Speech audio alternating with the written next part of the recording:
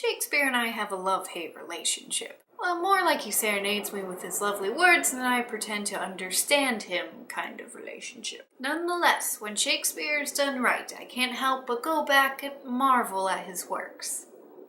And then I get to a two-page soliloquy and I give up.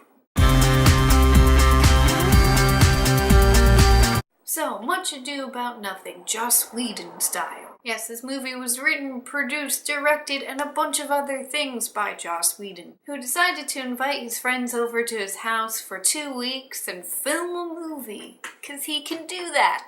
And, it's pretty darn good. The story is set in modern day, but the Shakespeare language is still there, as are all the names. Even the names of the places are the same, even though it's clear that this is not set in Italy, it is set in California, in Joss Whedon's really, really nice house. Basically, the story focuses on a fancy get-together of princes and counts and ladies and dukes and such. The first two characters we meet are Beatrice and Benedict, who have a very tumultuous relationship, but at the same time, even though there's bitterness and tension, you can still tell that they have deep feelings for each other. The story also focuses on another couple that's set to marry, but of course in every Shakespeare comedy there's deception and trickery and such, and this is where the story really begins.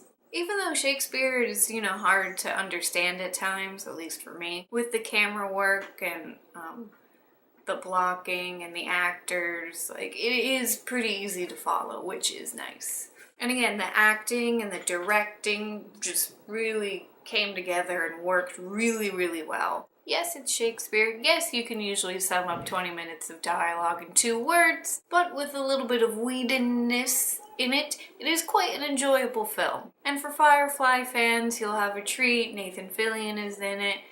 Sean Maher, I think that's his name, who plays Simon in Firefly, is the bad guy in this movie, and he's fantastic. Plus, if you're just a general Whedon fan, this is basically almost everyone he's worked with in this movie.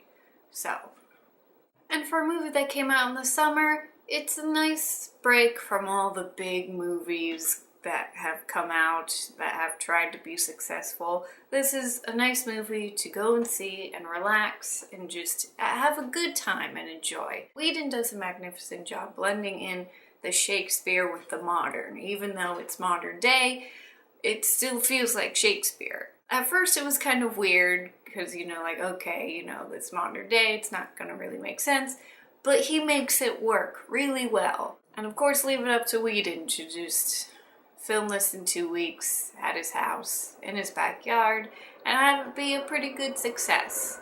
So, all in all, I'm going to give Much Ado About Nothing 5 Sarah stars.